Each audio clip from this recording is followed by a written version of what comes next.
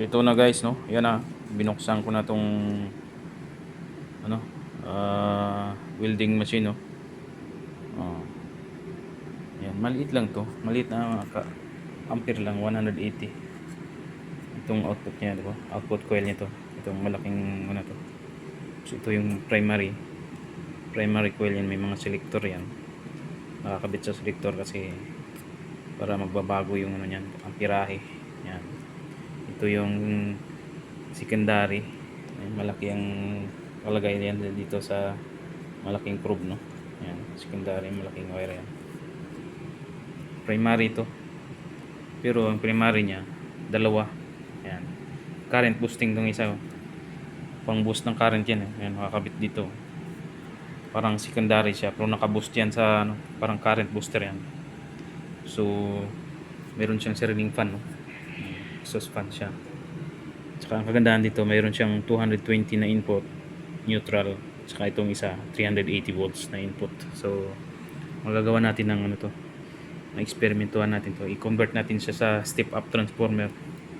So igagawin natin ay imbis na pang high current output siya, na dito na high current, gagawa natin ng ang selector niya ay pang ano, pang step up. So gagawin natin, so ginawa ko na ng ano, nagbabawal na teknik ko. Ayan, so, drawing ng konti para at least ma-memorize ang ano, itong circuito niya, yung wiring diagram niya, kung saan pupunta yan. So sa napapansin ko, ito lang yan eh, itong neutral na ito, neutral sa gitna eh. Ito yung neutral niya, ito yung 220 line na line 1 sa line 220 input at saka 380 input AC, no? Ito yung neutral. So ang neutral na yan, nakakabit dito yung neutral sa input neutral. Okay, so tapos yung pinaka rewind niyan, pinaka dulo niyan dito 380. Yan, pinaka 380. So ibig sabihin maraming winding yung 380. So itong 220 na yan, nakakonect yan din sa switch number 1. Itong number 1 switch na yan dito, yung number 1 dito nakakonect yan. Dito siya nakakonect sa number 1. Yan, pag switch mo ng number 1, dito yan nakakonect yung 220 sa dito yan. Yan, dito yan nakakonect sa in between. So ito yun, in between ng 380, itong isa 220 yan. Tapos siyempre continuous yung winding yan hanggang sa neutral. Ito na yun. Yan, tapos may out lang siya, bawat isa may out. So ito lang yung out niya. Ito ang high current. Yan, step by step yan hanggang sa makapunta rito sa 220 na out. Yan, ito yun, 220 na out. So ang purpose ng ano naman, purpose ng itong current boosting yan, sa secondary siya, no? Current booster siya, no? Ang purpose niyan, may additional rewind siya, additional loop siya. Dito naman yun. Ang first switch connect dito sa isang output, sa isang input pala. Yan. So ang first switch, so number 1 switch niya, sa number 1 switch connected dito, dalawa yan, 1 switch yan, switch number 1, select 1, select 2, select 3, select 4, select 5. Okay, yung 6 at saka 7 connected, pares lang yan dito sa select 5. So wala yan, baliwala lang yan, parang dito na lang yan. So ito yun, dito nakakonect yung 220 input. Yan, 220 input nakakonect dito, no? Yung 380 mula doon, nagloop mula doon sa primary sa 380, nagloop yan hanggang sa makakarating dito. Dito rin nakakonect yan sa dulo niya. Yan. Pagkatapos, pag switch number 1, yan, connected na yung ano, connected na yung 220 doon. Dito yung 220 connected lang din dito. Dito yung reference niya sa 220 volts. So yung 380, nagloop lang muna siya mula sa primary para makapasok, hindi siya mag-overheat. So 380, nagloop muna siya. So ibig sabihin dinagdagan nila yung 220, dinagdagan ng rewind sa primary para maka-adapt siya sa 380 na volts. Yan, ito yun. So ang current boosting naman, ito yun, secondary siya dito, pumasok doon, tapos lumabas, punta naman dito sa second switch. Yan, sa second switch hanggang sa 3, 4, and 5. Yan, selector switch. Pumapasok yan. Itong secondary winding niya, mula dito 1, 2, 3, 4, 5. So, limang wire yan. 1, 2, 3, 4, 5. So, limang wire din sa secondary. Yan. So, nagko-connect siya dito.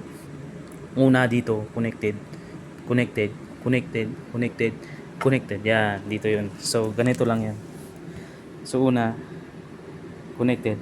Yan to. First, low ampere.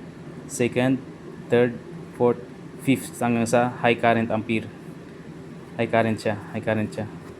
Hanggang sa selector number 5. Yan, sa dulo. Selector number 5. Yan yung high current ampere nito. Yan yun, nandito yun. High current siya. So, nag-connect itong nag-connect ito.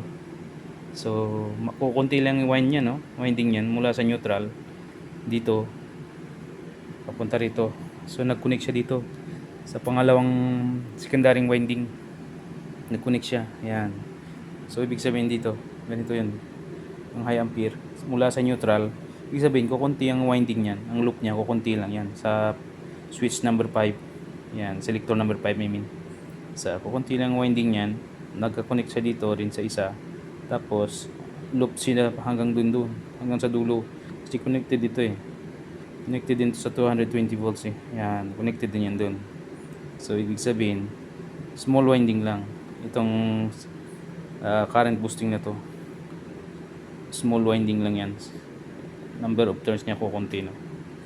So ito, kapag dumaan dito naman sa kabila, pagka dito mula doon sa number 1, kaya low current siya kasi open yan dito eh. Open yan, dito lang nag-switch eh. So kaya low current siya, yung switch number 1 na to. Low, papunta sa high. Yan, nag-switching. Kasi number of turns ng winding nito, kukunti. Yan, kumpara dito, mas marami. Yan. Ganito lang siya. Yan. Pero hindi siya continuous na nag-connect yan kasi per switch lang yan eh. Bawat select lang yan, saka sila magko-connect eh. Yan. Pero ito, permanent na nakakonect to. Simula dito, ito hanggang doon sa 220 input. Permanent yan. Maghihiwalay lang yan dito kapag nag-switch ka dito, open yan dito, wala na. Walang connection ito hanggang dito. So tatawid mo na dito yung winding, papunta rito bago mag-connect. So ganoon din dito, tumatawid lang yan. Every switch tumatawid. So nagiging open yan dito. Ito ang current boosting lang talaga function niya. Kung wala ito, select ka lang ng select. Hindi tataas ang amperahe mo dito. Mababa lang ang amperahe niyan. Kasi mas maganda ang winding dito kasi kukunti yung winding niya, returns niya. Yan, kumpara dito sa kabila. Ito mas marami. Yan. So i-revise natin yan para magiging step up, no? Yan lang, in-explain ko lang yung ano niyan. So i-revise ko yan. So mag-revise ako diyan, tatanggalin ko rito. Tapos maglagay ako dito ng voltmeter para magiging step up siya. Pero hindi siya malakas sa kuryente kasi babaguhin natin yan.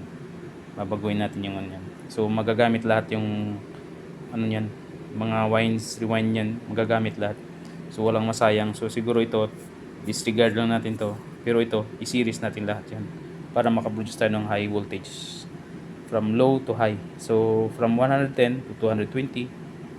Pwede ring 380 kasi 380 yung ano nito, input. So kaya natin para produce ng 380. So abang-abang lang mga guys, no? So gagawin natin yan unti-unti lang hanggang sa ma-perfect. Magbibili pa ako ng ano nito, voltmeter. Yan. So yun lang po guys. Yan lang muna. Okay, bye bye.